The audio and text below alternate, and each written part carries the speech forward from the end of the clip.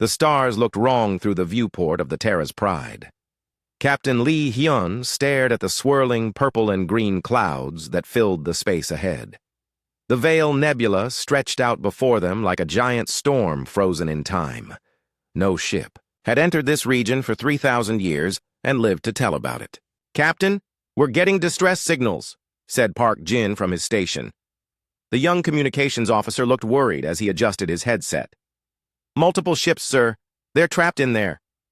Lee Hyun walked over to look at the readings. The signals were weak but clear. Someone was alive in that deadly cloud of gas and radiation. Someone who needed help. "Sir, the Galactic Council banned all travel in this area," said his first officer, Lieutenant Choi Min-ho. "The radiation levels alone should kill anyone within hours." "I know the rules," Lee Hyun replied. He had read the reports about the Veil Nebula many times. The official story said ancient weapons had destroyed the powerful Eternal Empire here. The area was supposed to be full of deadly radiation and space distortions that could crush a ship like an empty can. But the distress signals were real. Real people were dying in there while he stood here thinking about rules. "Prepare the ship for entry," he ordered. "Boost power to the shields and get the medical bay ready for survivors." "Captain, this is suicide," Choi Min-ho said quietly. "Our shields weren't designed for this level of radiation." "They weren't designed by aliens," Lee Hyun smiled grimly. "They were designed by humans. There's a difference." The Terra's Pride moved forward into the purple clouds. The hull began to vibrate as strange forces pulled at the ship. Alarms started beeping as radiation levels climbed higher and higher. Far away at the Galactic Council's monitoring station, Kim Da-eun was having a very bad day. She sat at her sensor station, drinking cold coffee and watching the same boring readings she saw every day. Nothing ever happened in the forbidden zones. Nothing was supposed to happen. Then her screen lit up like a fireworks show. "What the hell?" she whispered, leaning forward. Her instruments showed a clear energy signature moving into the Veil Nebula. A ship's signature, a big one. She ran a diagnostic check on her equipment. Everything looked normal. She ran it again. Still normal. The readings were real. Kim Da-eun called her supervisor, Choi Woo-jin, over to her station. He was an older Zenthari with blue skin and 4 arms. He had been doing this job for 40 years and had seen everything. "Sir, you need to look at this," she said, pointing at her screen. Choi Woo-jin looked at the readings and laughed. "Your sensors are broken, Da-eun. Nothing can survive in there. Fix your equipment and stop wasting my time." "But sir, I've run diagnostics 3 times. The readings are real." "Listen, young one," Choi Woo-jin said in his tired voice. "The Veil Nebula kills everything. The radiation alone would cook any known species in minutes.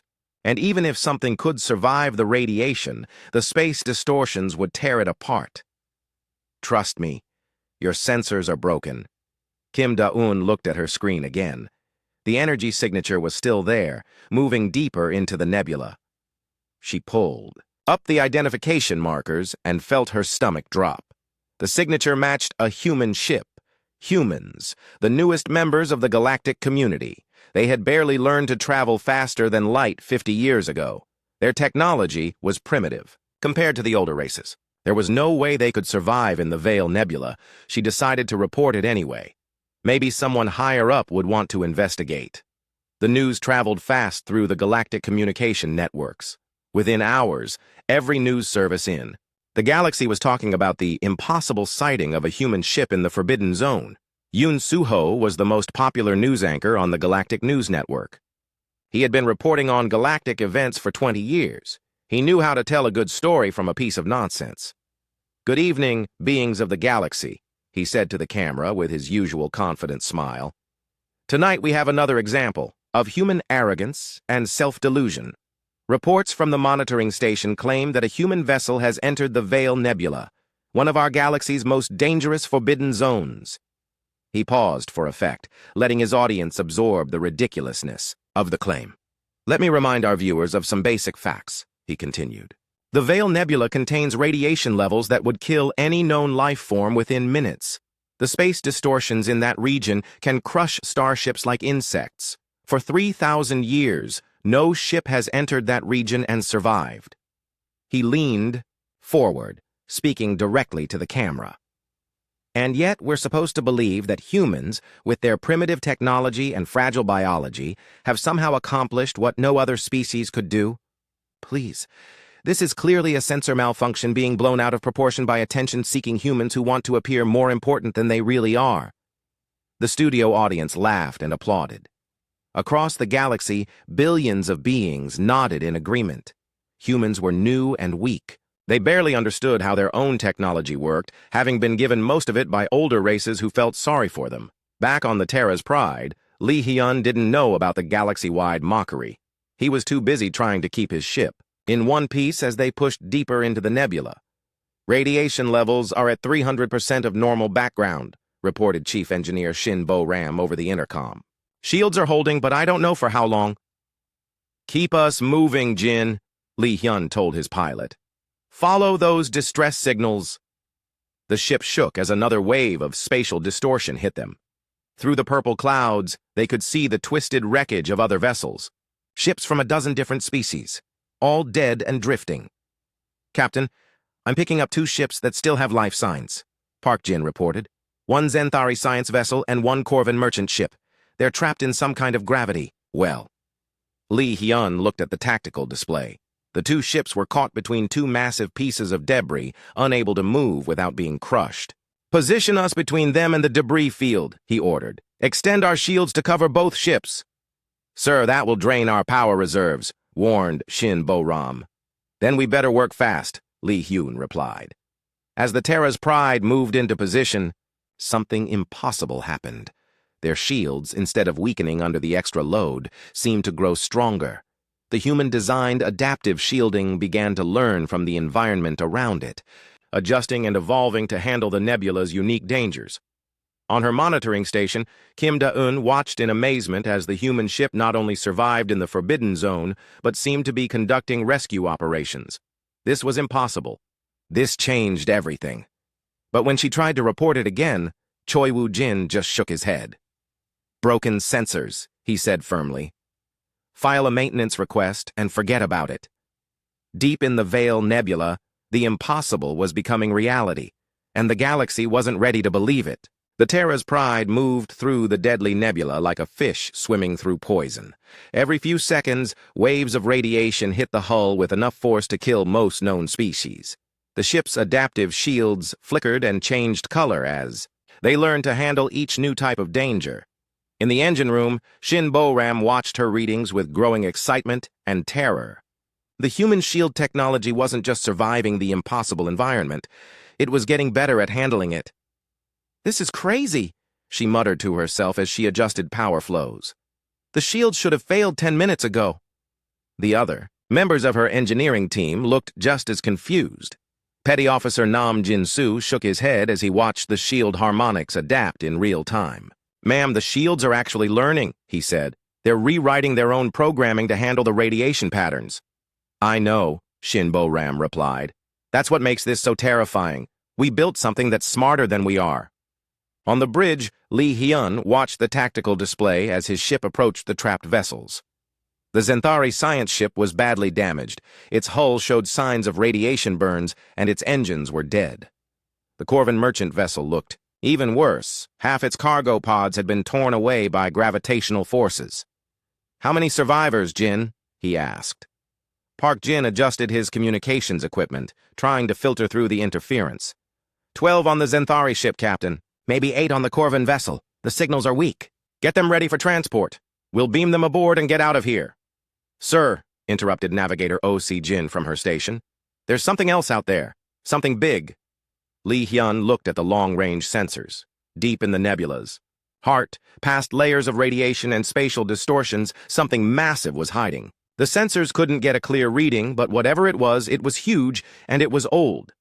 "Log the coordinates," he ordered. "Right now, we focus on saving lives." The transport beams activated, pulling the survivors from their dying ships onto the Terra's Pride. As the alien crew members materialized in the transport bay, Dr. Nam Ki-tai was ready with his medical team. The first group of survivors were Zenthari, tall, blue-skinned beings with 4 arms. They stumbled out of the transport beam looking confused and scared. Radiation sickness had left them weak and disoriented. "Get them to Medical Bay 1, Dr. Nam ordered his assistants. "Start the human radiation treatment protocol immediately." "Sir, we've never tested that on Xanthari physiology," warned Nurse Lee So-jin. "We've never had Xanthari with this level of radiation poisoning either," the doctor replied. "Human treatments adapt to the patient. It's worth the risk." The Corvin survivors were in worse shape. The bear-like aliens were unconscious, and their thick fur was falling out in patches from radiation exposure. Dr. Nam had never treated Corvin radiation sickness before, but human medical technology was designed to learn and adapt just like their shields. As the medical team worked on the survivors, word began to spread throughout the ship. They had done the impossible. They had entered the Veil Nebula and rescued survivors from certain death. But the real shock came when the first Xanthari survivor woke up. Commander Veltar had been leading a classified research mission when their ship got caught in a gravity well. He remembered the terrible radiation, the failing life support, and the certainty that he would die in this cursed place. Now he found himself in a clean medical bay, feeling better than he had in days. A strange alien, no, wait, a human, was checking his vital signs. "Where am I?" Veltar asked weakly. "You're aboard the Terra's Pride," Dr. Nam Kitai replied in perfect Xanthari. "You're safe now." "Terra's Pride? That's a human ship?" Veltar tried to sit up. "That's impossible. Humans can't survive in the Veil Nebula. Nothing can survive in the Veil Nebula." "Tell that to my captain," Dr. Nam smiled. "He's been flying around in there for the past 3 hours like it's a pleasant vacation spot." Veltar stared at the human doctor. This was impossible. Everything he knew about the universe said this couldn't happen. Humans were primitive. Their technology was basic. They had only been in space for a few decades. Yet here he was, alive because of human courage and human technology. The Corvin survivors had a similar reaction when they woke up. Captain Gortham had been transporting rare minerals when his ship got caught in the nebula's gravitational effects. He had accepted death as certain. Now he found himself being treated by creatures he had always considered inferior. "How?" was the only word he could manage when he first saw Lee Hyun. "We heard your distress call," the human captain replied simply. "We came to help." "But the radiation, the space distortions, nothing survives the veil. We're humans," Lee Hyun said with a slight smile. "We don't believe in impossible." As the rescued survivors recovered, they began talking to the human crew. They learned about the adaptive technology that kept the ship safe. They saw the medical equipment that had saved their lives by learning their biology in real time. They watched crew members work together with an efficiency that impressed even experienced space travelers. Navigator Oh Si-jin continued scanning the massive object deep in the nebula. Her readings were getting clearer as the ship's sensors adapted to the environment. "Captain, I'm getting better readings on that structure," she reported. "It's not natural. Someone built it." Lee Hyun came over to look at her display. The object was enormous, easily the size of a small moon. It had geometric shapes that suggested advanced construction techniques. "How old?" he asked. "The computer estimates at least 50,000 years, sir." "Maybe older." Lee Hyun felt a chill run down his spine. Something that old, surviving in the Veil Nebula, could change everything they knew about galactic history. Back in civilized space, the testimonies of the rescued survivors were being broadcast across the galactic networks. The Xanthari and Corvin governments had confirmed that their people were alive and safe aboard a human vessel. Most of the galaxy refused to believe it. "Mass hallucination caused by radiation exposure," declared Professor Hickstor of the Galactic Science Institute. "The survivors clearly suffered brain damage that makes them think they were rescued by humans. It's a human propaganda trick," claimed General Yuxfawn of the Corvin Defense Force.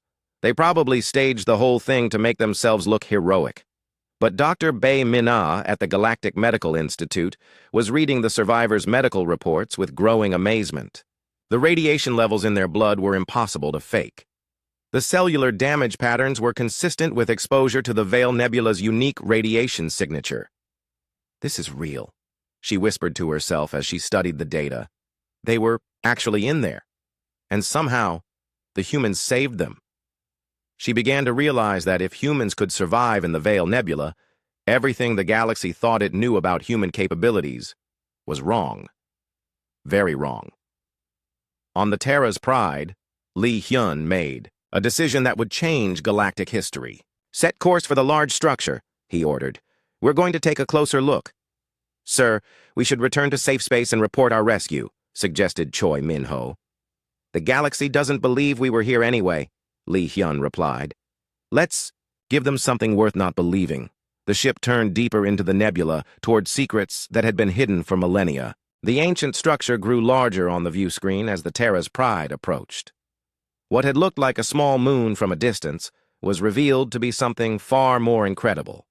A massive artificial construct covered in geometric patterns and glowing with faint energy signatures. "It's beautiful," whispered Oh Se-jin from her navigation station.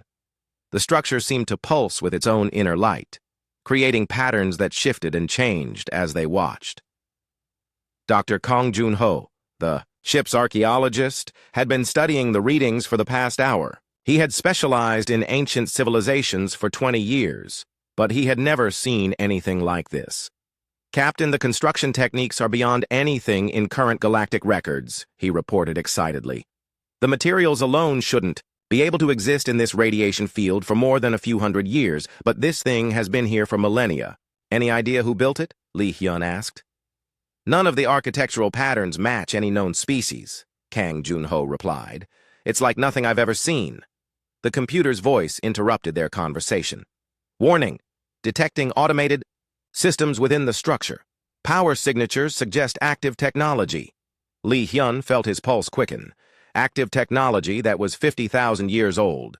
This discovery would rewrite everything they knew about galactic history. "Prepare an away team," he ordered. "Full environmental suits and scanning equipment." "Sir, shouldn't we report this to the Galactic Archaeological Council first?" asked Choi Min-ho. Lee Hyun thought about the galaxy's reaction to their rescue. Mission. Every news service had called it a hoax. Every expert had declared it impossible. "The galaxy doesn't believe we exist," he said. "Let's find out what's in there before we give them more reasons to call us liars." 2 hours later, Kang Jun-ho led a team through the structure's main entrance. Their suits' lights cut through the darkness, revealing corridors that stretched for kilometers in every direction. The walls were covered in symbols that seemed to shift and move when they weren't looking directly at them. Computer specialist Lim So-young ran continuous scans as they walked. Her portable scanners were picking up data patterns everywhere. The entire structure was like a massive computer that had been running for thousands of years. "These aren't just decorative patterns," she announced. "The walls are covered in data storage matrices. There's information everywhere." As they moved deeper into the structure, emergency lighting began to activate around them. The ancient systems were responding to their presence, powering up sections that had been dormant for ages. "The AI is welcoming us," Lim So-young said, with amazement. "It's actually happy to see visitors." They entered a vast chamber filled with holographic projectors. As soon as they stepped inside, the room came alive with images and sounds. The holograms showed star maps, historical records, and scenes of galactic civilizations that had existed long before the current era. Kang Jun-ho activated his recording equipment as the holograms began to tell a story. It was the history of the galaxy, but not the version taught in schools and universities. "This changes everything," he breathed, as he watched civilizations rise and fall in fast-forward holographic displays. The story the ancient AI told was shocking. The current galactic powers, the Zenthari Empire, the Corvan Federation, the Altarian Republic, had not developed their advanced technologies themselves. They had found them in ruins scattered across the galaxy. Ruins left behind by a species that had vanished long before any of them achieved spaceflight. And according to the holographic records, that vanished species had been human. "That's impossible," whispered team member Park Dong-min. "Humans are new to the galaxy. We only achieved faster-than-light travel 50 years ago. But the evidence was overwhelming. The holograms showed human settlements throughout the galaxy millions of years ago. Advanced human civilizations that had developed technology far beyond anything the current galaxy possessed." Lim So-young connected her portable computer to one of the data interfaces. Information flooded into her system, technical specifications, historical records, and scientific discoveries that would take centuries to fully understand. "Look at this," she called the others over. "Adaptive shielding technology, evolutionary medical systems, self-learning AI constructs. They're all human innovations from millions of years ago." She pulled up more files, her excitement growing with each discovery.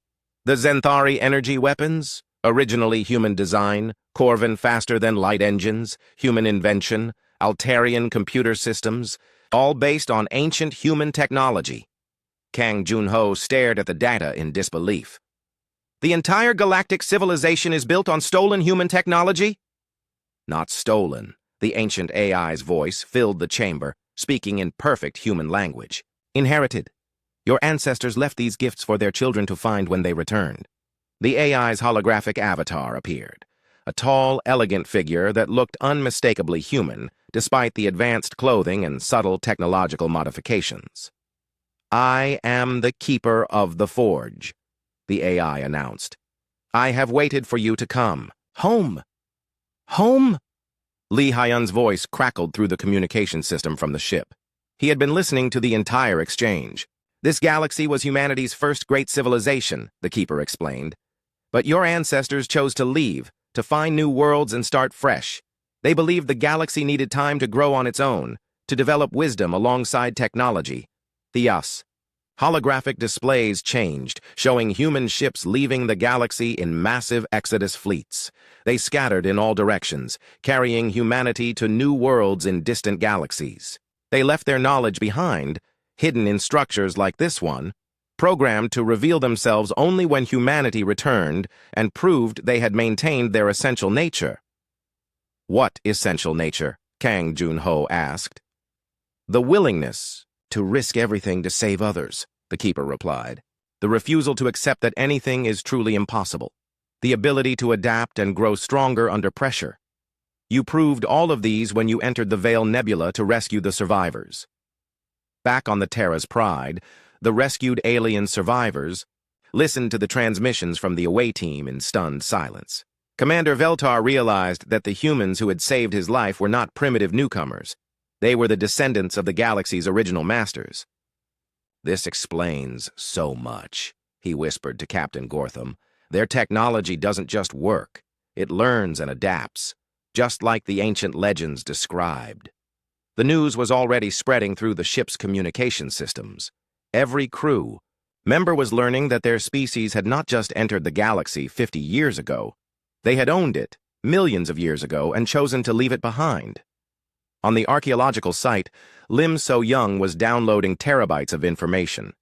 The ancient databases contained scientific knowledge that made current galactic technology look like stone tools, medical techniques that could extend lifespans for thousands of years, energy sources that could power entire star systems, terraforming, technology that could create garden worlds from dead rocks. But most importantly, they contained the truth about the Veil Nebula itself. This isn't a natural formation, Kang Junho realized as he read the historical files. The ancient humans created it as a testing ground. The radiation, the spatial distortions, the gravitational effects, they're all artificial. "A test for what?" asked Park Dong-min. The Keeper's hologram smiled. "A test to see if humanity had maintained its essential character when it returned. The Veil Nebula is designed to be survivable only by beings who refuse to accept limitations, who adapt instead of surrender, and who risk their lives to save others." "And if we had failed the test?" Lee Hyun asked over the communication link. "Then you would have been just another species that happened to share humanity's physical form," the Keeper replied. "But you passed. You entered a place that should have killed you, survived through pure determination and innovation, and immediately began rescuing others in need. You are worthy inheritors of humanity's legacy." As the away team continued their exploration, similar discoveries were being broadcast to the Terra's Pride. The ship's computer systems began integrating the ancient knowledge, becoming more sophisticated by the minute. In space around the forge, the Veil Nebula itself began to change. The deadly radiation started to fade. The spatial distortions grew less violent. The ancient testing ground was shutting down.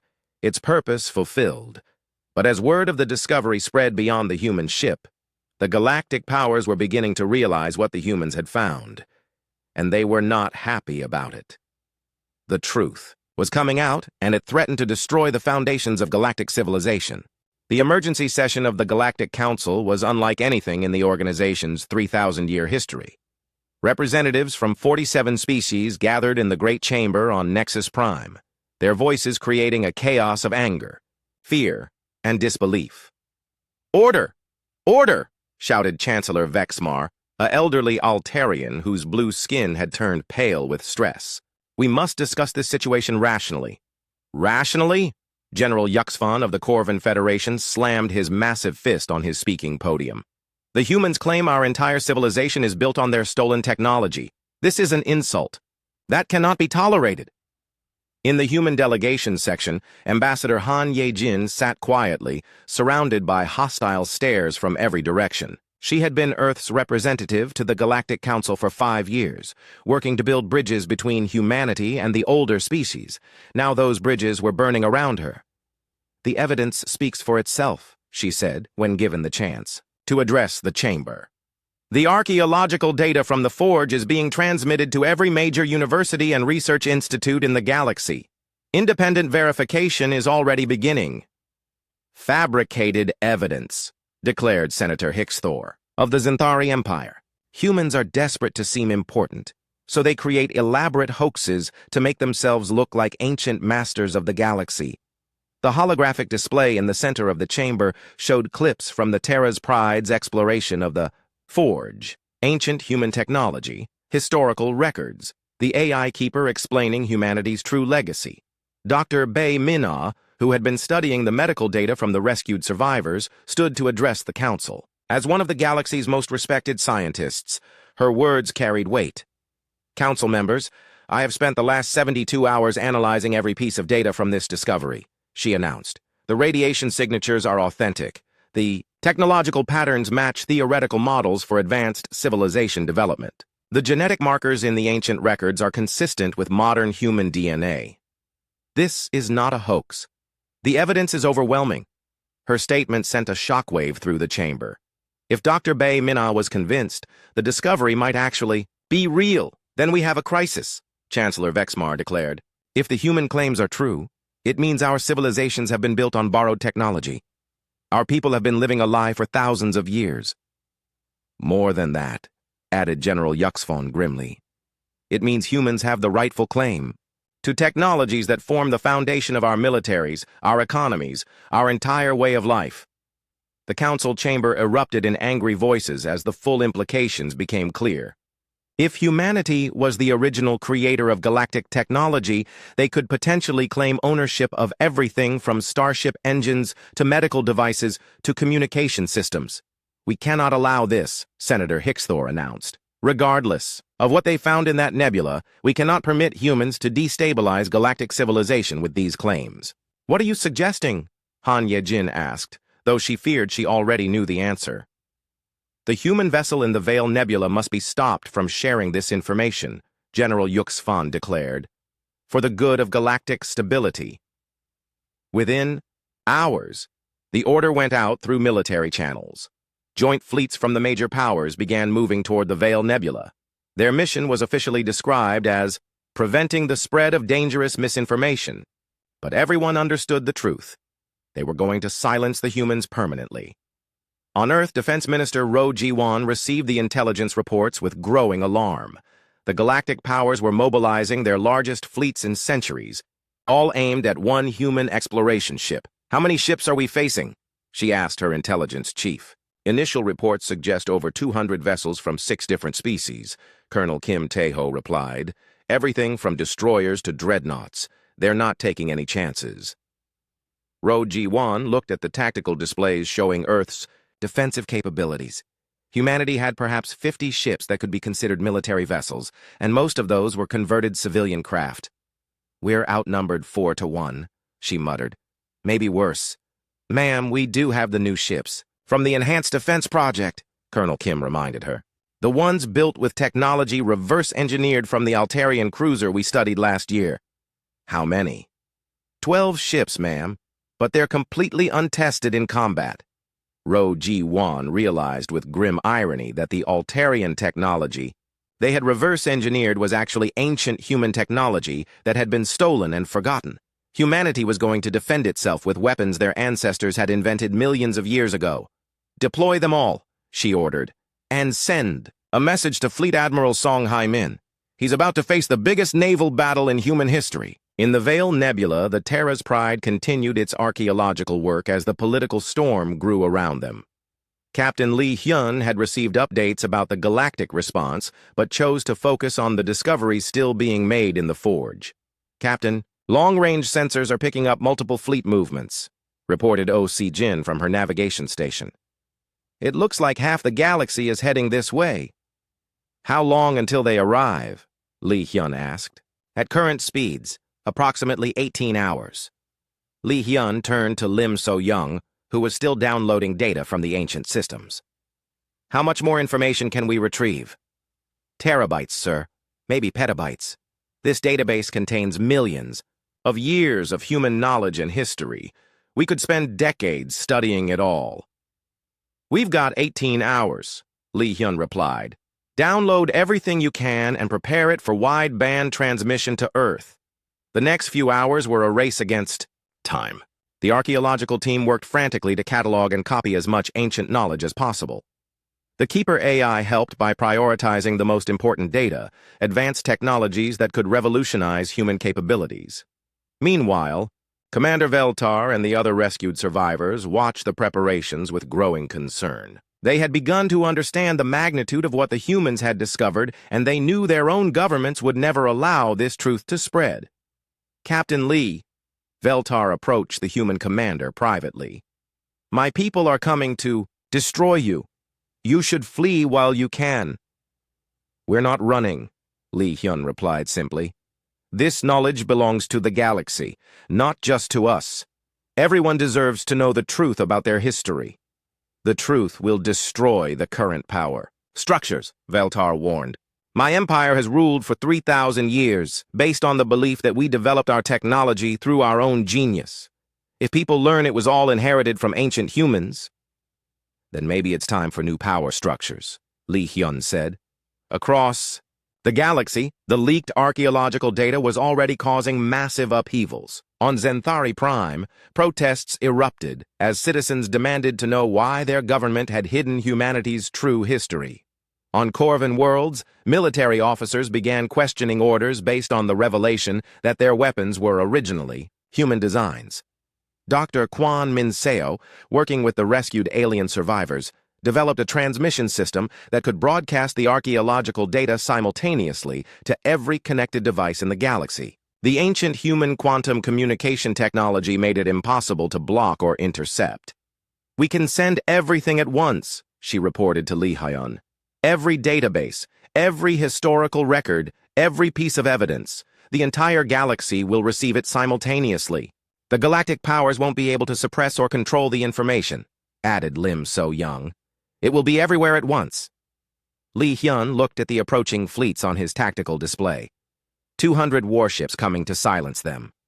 Against his single exploration vessel and whatever support Earth could send. "Prepare the transmission," he ordered. "But don't send it yet. Let's see if we can solve this without more bloodshed." In the depths of space, rebellion leader Im Dong-woo was already organizing resistance movements on dozens of worlds. The leaked information had spread like wildfire through underground networks, and people were beginning to question everything they had been taught about their histories. "The old order is crumbling," he announced to his followers. "The truth about human heritage changes everything. We must be ready to build something better from the ashes." Fleet Admiral Song Hai-min arrived at the edge of the Veil Nebula with humanity's hastily assembled defense force.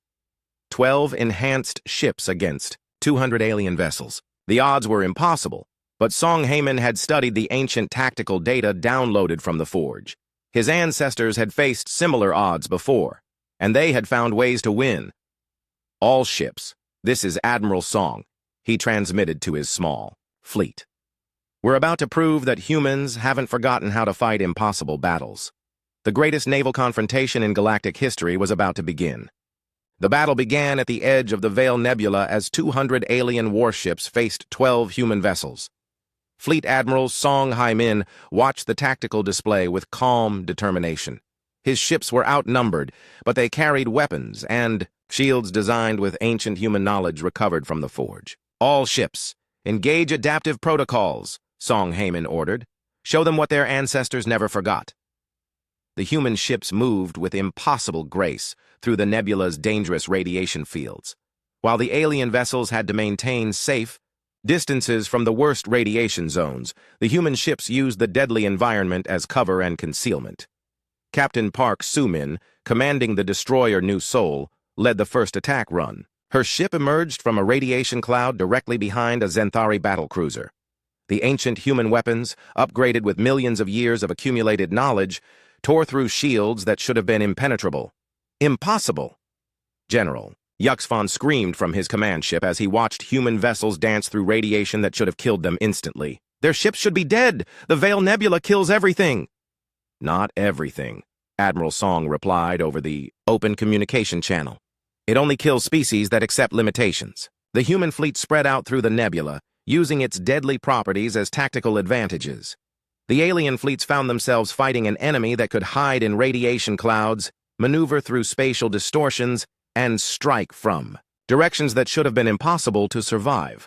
On the Terra's Pride, Captain Lee Hyun made the decision that would change galactic history forever. As the battle raged around them, he turned to Dr. Kwon Min Seo at the communication station. "Send the transmission," he ordered. "All of it. Every database, every historical record, every piece of evidence. Let the galaxy know the truth." Transmission. "Beginning," Dr. Kwon announced. "Quantum broadcast to every connected device in the galaxy. The ancient human communication technology, enhanced by millions of years of development, penetrated every planetary network simultaneously. In seconds, the complete archaeological record from the forge was available to every being in the galaxy. On Zenthari Prime, citizens stopped in the streets as their personal devices filled with historical data. On Corvin worlds, workers left their factories to read about their true heritage. On Altarian colonies, scientists stared in amazement at technological specifications that made their current science look primitive. The reaction was immediate and overwhelming. Across hundreds of worlds, populations learned that their civilizations had been built on ancient human knowledge. Their governments had known the truth and hidden it for thousands of years. "Revolution," whispered Im Dong-woo as he watched reports flooding in from across the galaxy. "The old order is falling." In the Galactic Council chamber on Nexus Prime, Chancellor Vexmar watched his political career crumble in real time. Emergency communications flooded in from member worlds as populations demanded answers, demanded truth, demanded change. "Sir, we're receiving reports of widespread civil unrest," his aide reported nervously. "Zenthari Prime, Corvin Central, Altarian Core worlds, they're all experiencing massive protests. And military defections," added another aide. "Ship captains are refusing orders. Some are actively joining the human forces." Back in the nebula, the tide of battle was turning as more alien ships began to question their orders.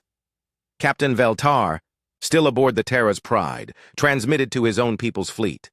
"This is Commander Veltar of the Zenthari Science Directorate," he announced.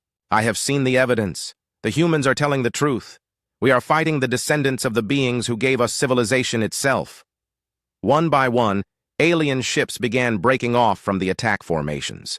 First a few destroyers, then cruisers, then entire squadrons. The crews had received the transmitted data and were beginning to understand what they were really fighting for. General Yuxfon found his fleet dissolving around him as ship after ship refused to continue the attack. "Cowards!" he screamed over the communication channels. "We cannot let the humans destabilize our entire way of life." "Our way of life was already built on lies," replied Captain Gortham from one of the defecting ships. "Perhaps it's time for something better." Admiral Song Hai-min, seeing the changing tide, made a bold decision. Instead of pressing his advantage, he ordered his ships to cease fire and extend humanitarian aid to damaged alien vessels. "This is Admiral Song to all ships," he broadcast on all frequencies. "The battle is over. We offer assistance to any vessel in need of repair or medical aid. The gesture stunned both sides.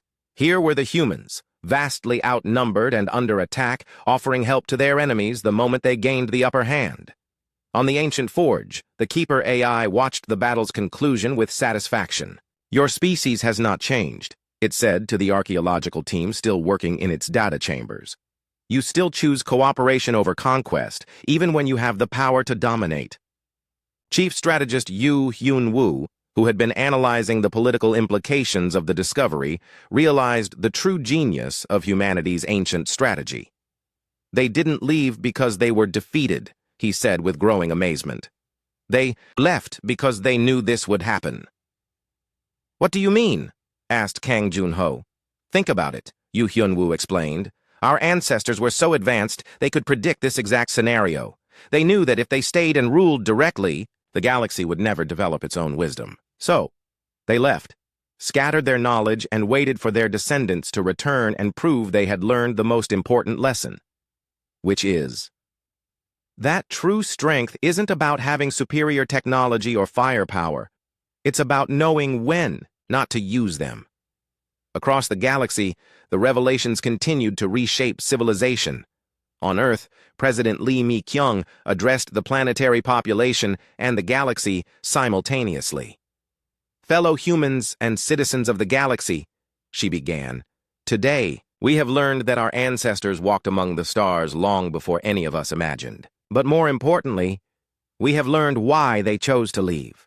She paused, looking directly into the camera that would carry her words to billions of beings across hundreds of worlds. They left because they believed the galaxy needed to grow, up on its own. They trusted that when humanity returned, we would be wise enough to share rather than conquer, to unite rather than divide. Today, I offer that same trust to every species in the galaxy. The knowledge recovered from the forge belongs to all of us. Together, we can build a civilization worthy of the legacy our ancestors left behind. The response was immediate. Within hours, formal proposals were being drafted for a new galactic government based on cooperation rather than competition. The old power structures that had relied on hoarded technology and hidden knowledge were dissolving. 3 months later, Captain Lee Hyun stood on the observation deck of the newly established Forge Research Station. The ancient structure had been converted into a joint scientific facility where beings from dozens of species worked together to understand humanity's vast legacy. The Veil Nebula had been completely transformed. With the ancient testing protocols deactivated, it had become a beautiful region of space where colorful gas clouds danced around the massive research station. Ships from across the galaxy came and went freely, bringing scientists and students eager to learn. "Captain," called Park Si-jin, the daughter of his former communications officer. She was now 12 years old and attending the integrated academy built around the forge. "Are you coming to the graduation ceremony?" Lee Hyun smiled as he watched human and alien children playing together in the station's central plaza. The young ones learned side by side, studying the true history of the galaxy and working together on projects that would have been impossible for any single species. "In a moment," he replied, then turned back to look at the stars visible through the great windows. Ambassador Han Ye-jin approached from behind. She now served as humanity's representative to the Reformed Galactic Council, a body dedicated to transparency and cooperation rather than the secretive power politics of the old regime. "The Council has approved the next phase of exploration," she reported. "Teams will be sent to investigate the other forbidden zones. The computer models suggest there are at least 12 more structures like the Forge scattered throughout the galaxy. And the member species are willing to share whatever we find?" Lee Hyun asked. "They insist on it." Han Ye-jin smiled. Amazing how discovering the truth about their history made everyone more interested in cooperation instead of competition. Lee Hyun nodded, then headed toward the graduation ceremony. As he walked through corridors filled with beings from across the galaxy, all working together toward a common goal, he reflected on humanity's greatest achievement. Their ancestors hadn't conquered the galaxy through superior firepower or advanced technology. They had conquered it through wisdom, the wisdom to know when to step back and let others find their own way home. And now, millions of years later, that patience had finally paid off. The galaxy was united not under human rule, but under human values. Values that said every being deserved dignity, every species deserved respect, and every discovery belonged to everyone. In the Academy's main hall, young Park Si-jin stood with her classmates.